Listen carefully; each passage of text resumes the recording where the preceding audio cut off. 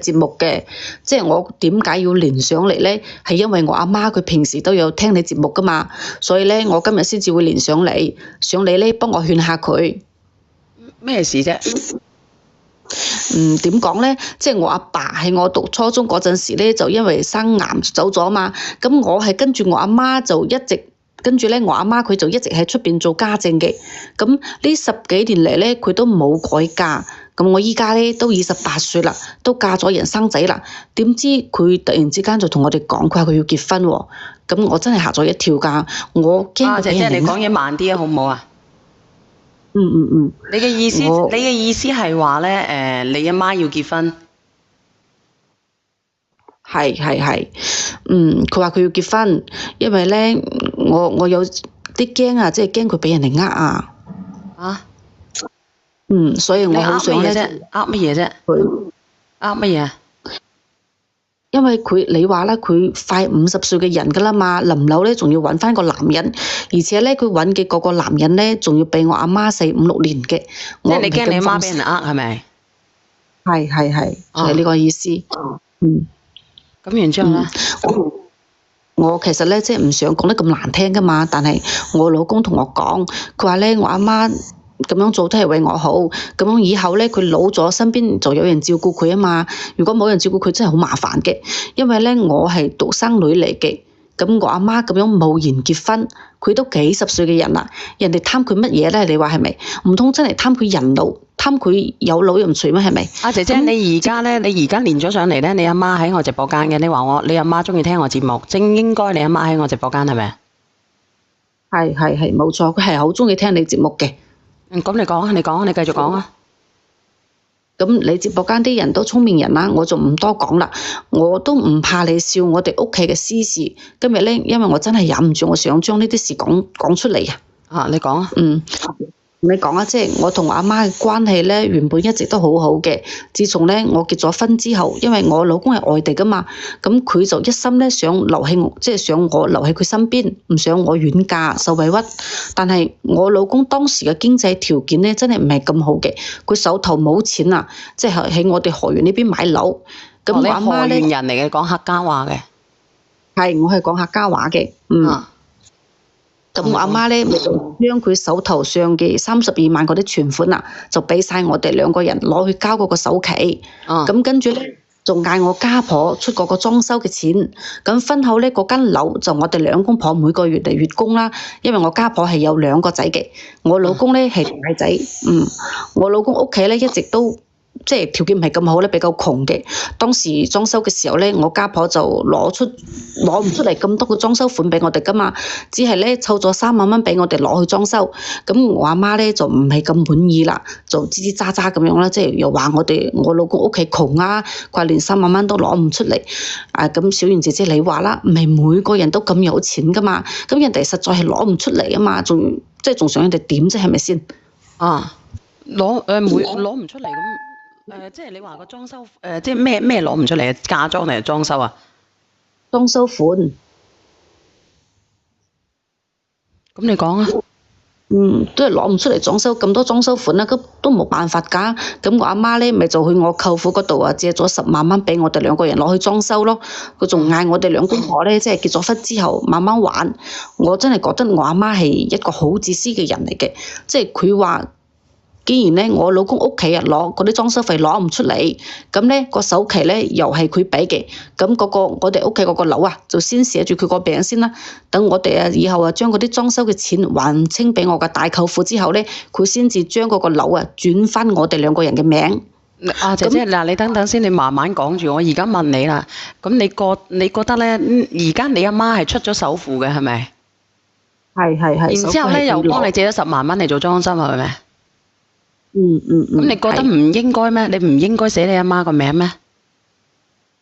梗係唔應該啦，小媛姐姐。咁咧，我阿媽都一把年紀咧，係咪先啊？個樓咧又係我2公婆供嘅，咁梗係要寫我哋2公婆嘅名先啱㗎。你繼續講。係咧，即係我覺得佢咁樣做咧，唔係咁嚟體諒我哋咯。係咪先？就話一定要寫佢嗰個名嘅，寫我嘅都唔得，一定要寫佢一個人嘅。咁好彩咧，我老公都好體諒佢，話冇所謂，即係等我哋兩個人還清嗰啲錢之後再轉個名都得嘅。因為咧，佢都知道我阿媽一世人辛苦啊嘛，唔想咧佢冇保障啊。咁我阿媽咧係退休嘅職工嚟嘅，退休金一個月都有5000幾蚊咁啊，生活都算穩定嘅。所以咧，我生咗個仔之後咧，佢就主動搬去我屋企幫我湊仔咧，係咪好正常啊？如果你係讀書，如果你係獨生女嘅話咧，佢願意嘅都，佢願意咪可以幫你帶咯。咁你話正唔正常嘅，就睇下你阿媽願唔願意咯。咁咧我就覺得好正常，因為我屋企咧就我一個女噶嘛，咁佢幫下我咧都正常嘅，都冇所謂嘅。咁點啊？咁咧，我頭先已經講咗，即係我老公啊，仲有個細路嘅，佢係老大啊嘛。咁佢舊年咧，即係識得咗一個女朋友，咁嗰個女仔咧又有咗，咁啊兩個人就準備結婚啦。咁我老公個細路咧係我哋河源市區嗰度上班嘅，佢咧一直喺出邊租樓住，環境唔好噶嘛。咁咧我家婆就同我阿媽商量，即係想我阿媽將嗰間舊屋俾我叔仔同佢嗰個女朋友住。送定係借？即係俾佢住啊嘛。即係買俾佢住嘅先係咪？係啊，俾佢住住先。反正咧，我阿媽嗰間樓又空住，係咪先？因為我阿媽依家咧過嚟我哋屋企幫我湊小朋友噶嘛。咁咧，我家婆就話咧，到時結婚之後咧都方便啊，有個照應嘅。佢話以後啊，佢會幫我叔仔去湊仔啊嘛，順便咧都可以幫我湊下嘅，咁兩邊都可以照顧得到。咁即係談個方便咯，佢去你阿媽嗰邊住都。咁因為依家我阿媽幾乎咧都係我屋企住嘅，咁我哋屋企咧嗰間舊樓係我阿媽同阿爸當時佢哋兩個人買嘅嘛，結婚時候買嘅。咁咧佢一個禮拜先至翻去一次，翻去一次咧仲要自己去搞衞生嘅，我覺得即係比較麻煩咯。但係唔理我哋點講，我阿媽咧佢就係唔同意。佢話咧，佢嗰間舊屋係佢嘅，佢想點樣就點樣。其實咧，小燕姐姐，我都覺得，既然我屋企嗰間舊屋又空住，係咪冇人住？咁咪俾我叔仔佢哋住咯。我覺得冇乜所謂㗎，即係一家人啊，唔好咁計較㗎嘛。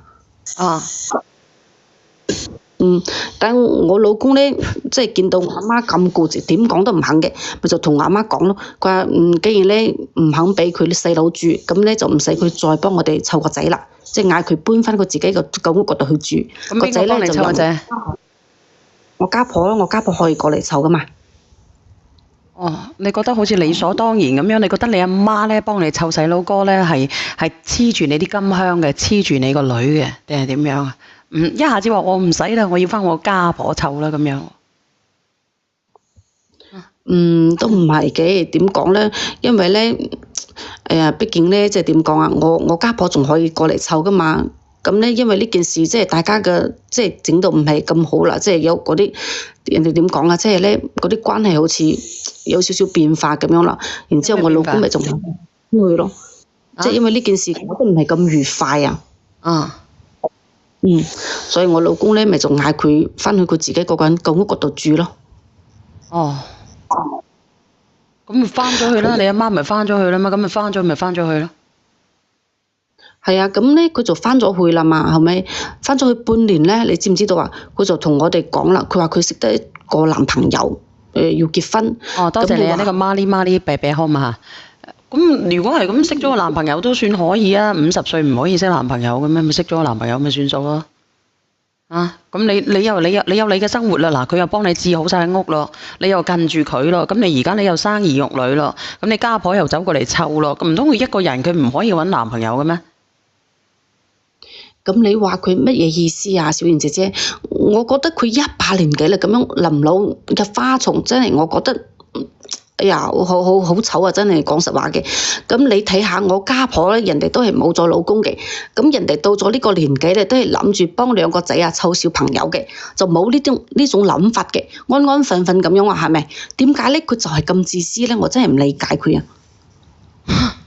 我想問下，咁我想問你，50歲就唔應該啦咩？50歲就唔應該有佢自己嘅生活嘅？你嘅意思係？咁係啊，咁你話人老咗咧，梗係要幫下嗰啲仔女啊，幫下人哋啊，即係還下嗰啲房。加上咧，我依家仲供緊樓噶嘛，係咪先啊？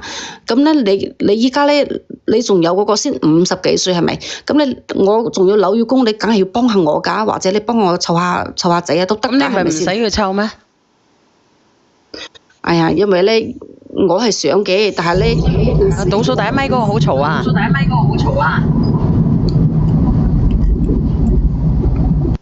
倒數第一咪嗰個好嘈啊！你繼續講啊！喂，你好啊，樂如。你好啊，阿小燕姐姐。係。好啊，我想同呢個匿名嘅姐姐講講嘅。因為我聽咗一陣啦嚇，我聽到咧都係佢喺度算計佢自己嘅阿媽咯，我覺得嚇。因為點解咧？好啦。咁嗱，佢阿媽幫咗佢咁多，然之後佢阿媽起唔到作用啦，幫唔到啦，湊唔到，用唔到佢阿媽啦，又叫佢翻去自己屋企住，咁佢阿媽依家揾到個盤啦，揾到個盤你又喺度計較，係咪啊？我覺得呢個姐姐，我成日都話佢阿媽自私嘅話，我覺得佢更自私咯。我真係唔係咁贊同你咁樣講喎，我真係冇算計我阿媽嘅。咁我哋係一家人嚟㗎嘛，你點可以即係用算計呢個詞嚟形容我同阿媽之間咧？係咪先？因為我覺得你阿媽去幫你咧係理所當然，而你有冇諗到你阿媽嘅晚年生活會係點樣咧？我覺得好凄涼咯，因為你阿媽點解要話要過到佢自己嘅名？因為有時好多婚姻。如果佢預計佢自己個女嘅婚姻如果唔如意嘅情況底下，佢乜都冇，可以咁講，依係俾自己保留一啲嘢咯。點解你唔會諗到你阿媽對你嘅好咧？我真係唔理解佢點解要揾男人咧？咁你知唔知道我阿媽其實唔係揾翻佢揾男人，佢傷到你乜嘢咧？你一家你一主係咪？你依家覺得你阿媽冇用，你叫你阿媽翻去自己屋企嗰度住，老冇所依啊！佢個心有冇寒啊？佢心好寒㗎，你有冇諗到你阿媽？就係你媽個角度去諗，你個阿媽心有幾寒啊？好孤獨啊！你都知啦，你自己又冇阿爸啦，係咪？孤獨都唔係話佢。咁樣可以臨老入花叢呢個藉口嚟㗎，係咪先啊？咁佢呢個年紀都水甜我唔係咁睇咯。覺得係煩惱。你等下，你聽聽呢個叫做老周嘅，老周你講下。我講兩句咧，呢個未見過咁衰嘅女嘅。個阿媽50歲就唔可以揾男朋友嘅咩？揾個伴唔得咩？咁我會照顧佢㗎嘛，使乜嘢去揾翻個伴啫？係咪先啊？你有你一家人哋有你阿媽有你阿媽一主成日想算計你阿媽做咩嘢咧？算咩計？點解你哋成日講我算計啫？咁我阿媽都幾十歲嘅人頭髮，你做人太自私啦！我乜嘢自私啊？咁你話佢呢種行為係咪嗰個臨老入花叢啊？佢先50歲啫嘛！50歲好老咩？阿靚女，我哋上嚟咧係俾建議你，而唔係喺度駁斥你嘅。你咧如果係用心去聽，你就用心去聽聽人哋俾你嘅建議啦。其實我哋作為旁觀者，我哋聽到你真喺度算計你阿媽㗎。你有冇喺你阿媽嘅方面去考慮一下咧？太自私。你阿媽個尺度係啊，你俾我哋聽到真係好自私啊！你自己，你一味喺度講你阿媽嘅自私。你阿媽幫唔幫你咧？唔係理所當然嘅嘢㗎。你一家你一主啦，已經。我睇你都唔使幫照顧。冇錯啦，你已經係成年人，你已經係成家立室啦，已經係咪？你阿媽湊唔湊，幫唔幫你細路仔湊，唔係一定應該㗎。湊啊，多數家婆都幫湊嘅，阿媽。你講啊 ，K K。邊個？阿姐姐，一位個姐姐，我想問你讀過書未嘅咧？喂，我讀過書啊。你讀過書，我唔該你理解下個幫字係咩意思啊？咩叫做幫？你明唔明咩意思啊，姐姐？係幫係你阿媽幫你，唔係應份㗎。幫你嘅人情唔幫嚟就，你成日都攞話一家人係道德綁架你阿媽，親生仔不如近親情啊！你阿媽幫你湊細路，你俾幾多錢佢一個月佢啊？我俾錢佢啊，咁自己嘅阿媽使乜俾錢啫？係咪先啊？做咩唔使請你錢啊？你只要請人湊唔使錢啊？你成日喺個道德綁架你阿媽。係嘛？仲有你話你阿媽揾個男朋友，你覺得醜，你覺得醜係你嘅事。只要你阿媽覺得開心，你自己覺得醜，你心裏有鬼，你先覺得醜。阿媽幫嘅咩？我就唔信你哋唔使阿媽幫，係咪先？咁我阿媽佢有退休金㗎嘛，阿媽願意幫。我有公有你要聽我哋講，阿媽願意幫，我哋無人歡迎。阿媽唔願意幫，佢係理所應當。仲有你阿媽家50幾歲退休啦，係要你俾翻贍養費俾你阿媽。我請問你有冇俾到贍養費俾你阿媽？你成日都話講一家人啊嘛，你有冇當佢阿媽？你有冇俾贍養費你阿媽？我使乜嘢俾贍養費佢？佢又唔係好法律老，佢自己規定啊，退休金。我哋國家規定啊，老人家退休啊，做子女有贍養嘅義務啊。你讀過書未啊？你同我講你讀過書。講完我落咪好唔好啊？你講下你講。生呢一女有鬼用咩？你老公嗰度，養個仔係咪先？你邊度俾呢個？妹妹啊，你聽聽呢個二玲同你一樣大嘅年紀。我同你講啊，你家婆先自私啊，3萬蚊禮金都唔捨得攞。當初咧，你家婆肯定啊，即係測試緊你屋企嗰邊嘅底線啊。你屋企啊，即係你老公嗰一家全部正廢柴嚟嘅，你都廢柴嚟嘅，係咁啦。表妹咪就住表妹，你幫佢開一劑藥啦，表妹。乜你講得咁鬼難聽，真係。你幫佢開一劑藥啦。3萬蚊都唔捨得攞出嚟，好意思結婚啊？有面結婚啊？真係。唔係正常嚟計，你結咗婚嘅話，你一家會一子㗎啦。你成日得咯話攞住一家人啊，道德綁架你阿媽，有你咁樣做一家人嘅咩？唔係啊，佢難處。佢正常嚟計，佢算計住佢阿媽有5000蚊嘅退休金，所以呢就幫佢湊小朋友，呢就係理所當然嘅，明唔明啊？我都話咩叫幫啊，佢都唔理解，仲學人哋話讀過書，你讀書都翻學少咯。3萬蚊係俾我哋裝修嘅，又唔係話禮金，係咪先啊？佢係俾咗3萬蚊裝修。有冇俾禮金你啊？咁有，當初結婚嘅時候咧，仲俾咗3萬8嘅嗰啲禮金嘅。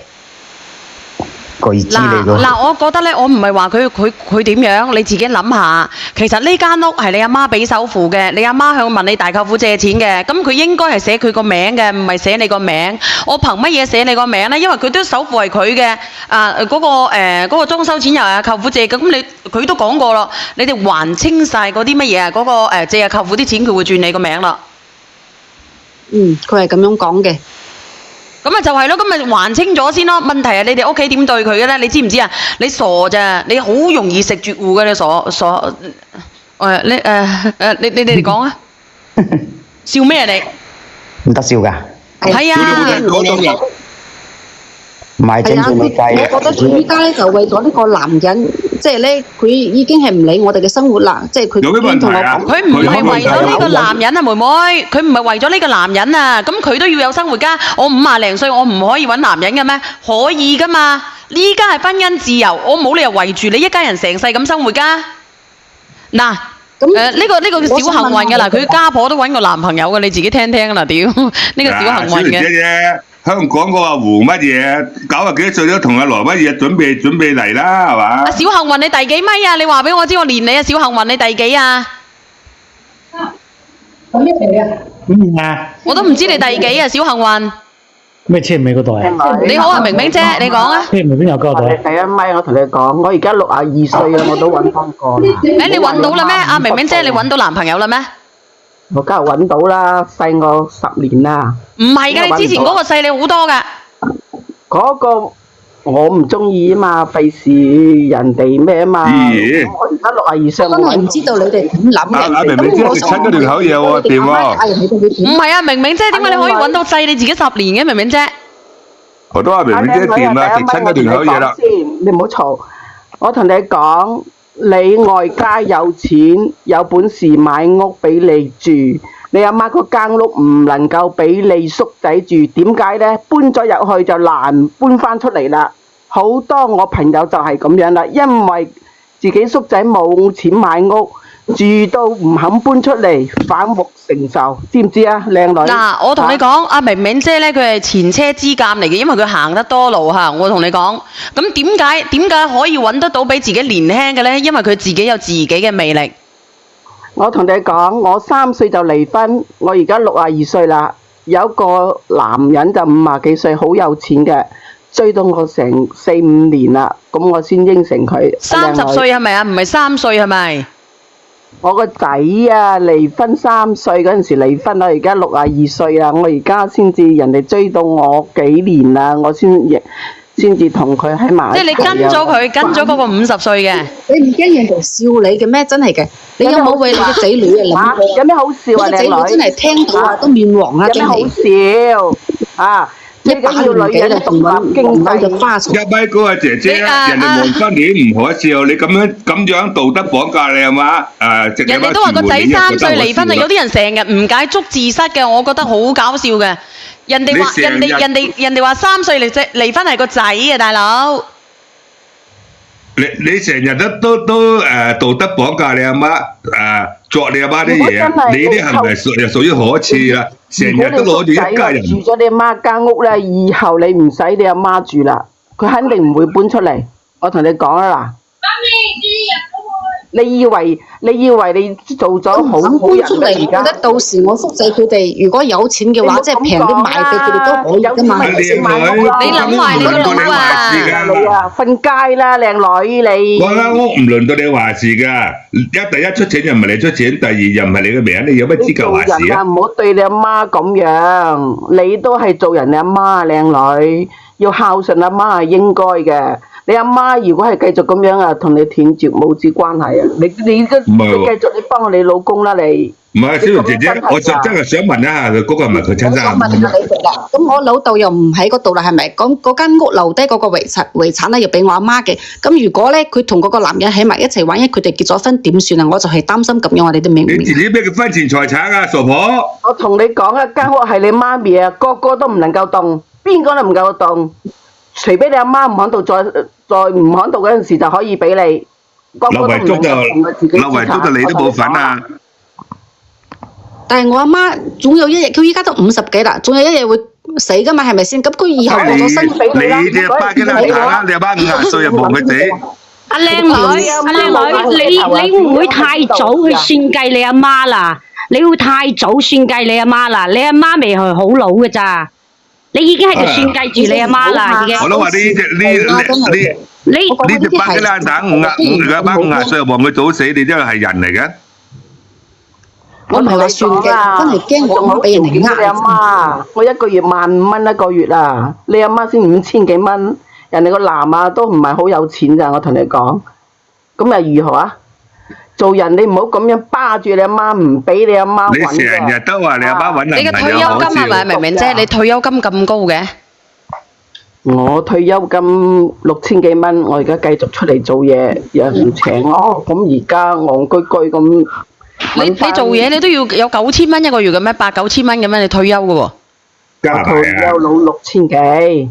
加埋啊！出嚟做份工，咁咪15,000蚊個月咯。咁你點解萬業？你打份工點解咁高嘅？你60幾歲都？反正我朋友請到啦，我都唔想做啊。佢係要同學嗌我同佢做咁樣。阿匿名姐姐啊，我想問你，你今年幾大嘅啫？我今年30幾歲咯。反正咧，你哋唔好亂講，因為我阿媽咧真係睇開阿小妍姐姐直播嘅。我阿媽喺國間呢度。我想同你講咧，你唔好話我哋去窒住你啊，去鬧你啊之類，對我哋係冇相干㗎。其實你要感恩我哋啊，我哋啲評論員啊，我哋嘅主播啊，俾意見你啊，你回頭是岸啦。俾意見佢要佢聽得㗎，成日都道德綁架佢阿媽，成日都係一家人。你要感恩人啊！我哋唔喺度斥責你，對我哋有咩傷害啫？你話係咪先？因為我哋係旁觀者，我哋聽到你嘅陳述嚇，你係咁樣對你阿媽真係折福㗎你。阿靚女啊，你阿媽同你買咗間屋，又另外你阿媽自己有屋住，你阿媽唔使你照顧。你冇話我哋講得，你咪話我哋講得有幾嚴重？你睇下，你阿媽揾個盤有咩問題啊？嚇！老來有所依啊！老來有所依有個盤啊！你家喺我婆家呢邊，我都抬唔起頭做人啊！我成日你抬唔起頭，因為你成日轉計你阿媽。80歲都你抬唔起頭係因為你抬唔起頭係因為你哋婆家本身就係利益關係。咁依家咧，我哋仲供緊樓噶嘛，個房貸咧都未還。你嘅事，你冇本事學俾人供樓。咁你阿媽咁你阿媽同你交咗首期，梗係你自己兩公婆供噶啦，係咪啊？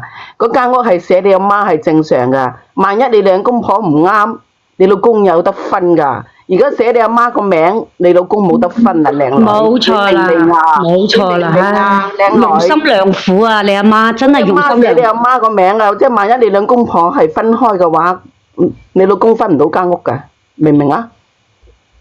你諗下啦，你動腦啦，又話俾你個叔仔住你阿媽間屋，嗰間屋係你阿媽嘅，你阿媽冇瓦遮頭去邊度啊？佢唔肯搬出嚟咁啊點啊？好多人唔肯搬出嚟啊！而家就係為咗咁樣感情咁樣，搞到間屋啊真係唔俾佢搬出嚟，你明唔明啊？明唔明啊？而家我同你講啊，妹妹，而家係人哋去算計你啊！咁依家咧，我真係唔知點算好。咁你哋俾翻個意見我啦。我依家真係，哎呀，唔好俾你叔仔，我同你講，唔好俾你叔仔入去你媽嗰度住，行去同你阿媽行去同你阿媽道歉。咁你話你一定要阻止你阿媽去戀愛嘅。我想問下你，你揾咗呢個男朋友，佢外地嘅，你阿媽都唔同意，咁佢有冇硬阻止你同呢個鳳凰男結婚啊？有冇阻止啊？你係咪一樣同佢生兒育女？你阿媽一樣默默咁祝福你係咪啊？買埋屋俾你係咪先啊？借埋錢裝埋收俾你。咁你阿媽做到咁樣，你覺得你阿媽你阿媽好唔好啊？做到咁樣已經仁至義盡啦。咁點解你可以拍拖，佢唔可以拍拖呢？咁你阿爸都死咗咯，唔通死咗你阿爸死咗佢，你就監死佢唔可以戀愛嘅係咪咁嘅意思啊？整個貞節牌坊嘅係嘛？冇可能嘅妹，我同你講。你自己個妹都好，你自己個妹都冇可能啦，何況你老母個妹？你老母個妹啊，已經乾咗咁多年啦，係時候咧同你老母個妹揾個細佬啦，大佬，你自己啊，你自己個妹都揾咗細佬啦。係小年青啊，幾歲要買少女單噶喎？嗱，我同你講埋一句，我落嚟啦，阿靚女，我再同你講多句，我落嚟啦。對你阿媽，對自己阿媽好啲，呢個係你喺夫家嘅底氣，我話俾你聽啦，係咁啊。我話俾你知，當佢入咗嚟啦，佢步步逼緊啊！嗱，佢如果你嗰個弟婦啊，同埋叔仔咧入咗你阿媽嗰間屋，咁到時候你阿媽瓜釘咗咧，呢間屋咧佢一直唔走，咁你點？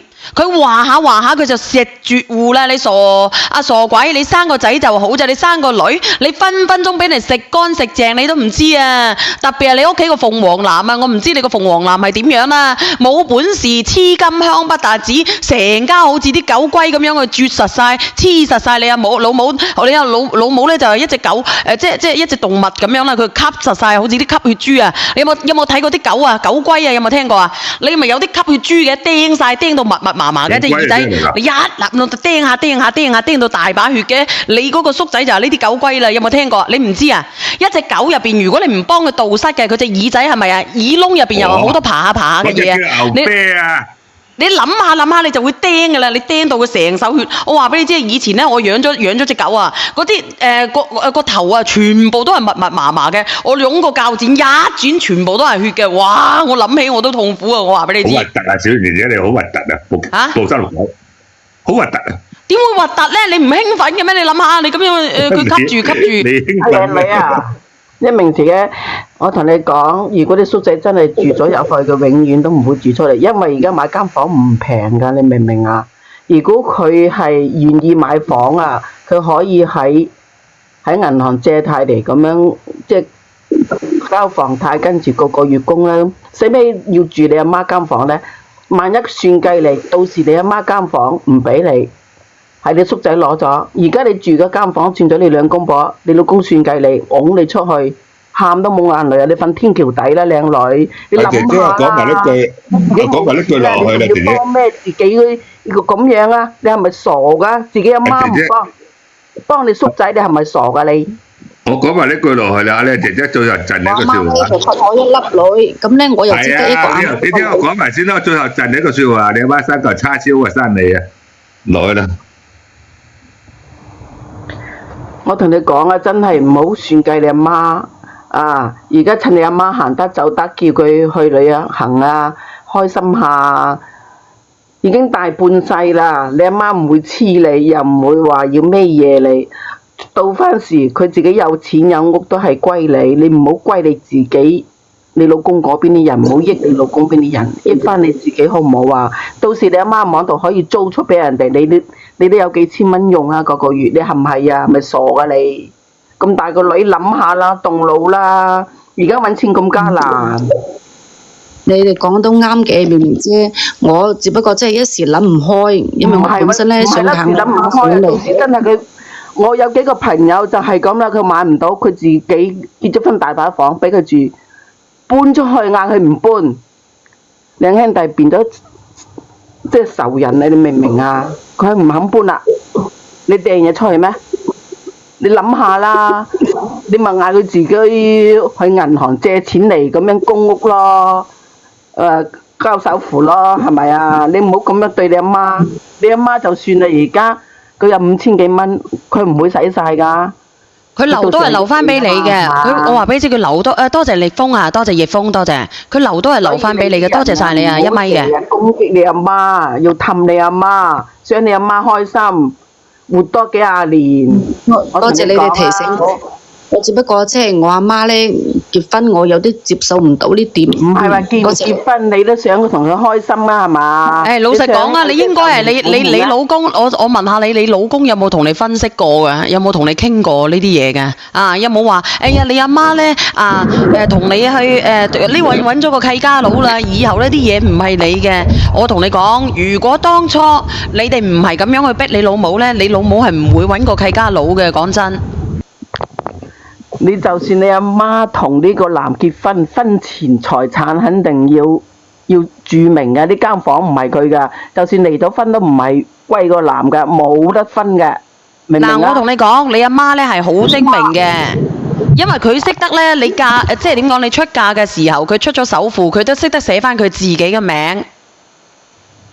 咁你可以同佢傾下，用心咁樣傾下，你話媽，你可以拍拖，但係我唔想你結婚。你可以咁樣咯。咁如果有一個人，我作為一個有能力嘅子女嚇，我唔係話窮到我曲街拜行嘅，咁我會同我阿媽傾。即係如果我阿媽有一個真係有一個咁樣嘅人去照顧我，就算我阿媽瓜釘之後，呢個靚仔同我以後平分我阿媽嘅家產呢，我都願意嘅。你哋願唔願意啊？阿明明姐，你願唔願意嘅？其實我冇同佢結婚㗎，即係只不過同居。中意咪喺埋一齊，唔中意咪咩嘢？你可以建議你阿媽同居咯，同個白虎仔同居咯。係啊。咁如果你阿媽話一定要俾個名分佢嘅，咁如果佢真係對你阿媽好嘅，咁你咪平分咯，叫佢嗱而家咁樣。阿媽千祈唔好領證，唔好做免費嘅保姆嚇。呢個你阿媽咧，如果喺直播間聽住嘅，佢都亦都聽咯，或者可以連上嚟都可以，唔建議連啊。叫你阿媽就經濟獨立啊，千祈唔好領證，唔好做免費保姆嚇。開心就開心，唔開心就分。就係咁樣啦，你唔好。多謝你哋俾我建議啦，真係㗎。你今日唔知聽日嘅事，我同你講，靚女啦，個人啊咁大個啦。靚妹，我覺得你真係好思春哦。靚妹，這一年我覺得你好思春哦。你阿媽幫你做很多事情，你都想唔明白咩？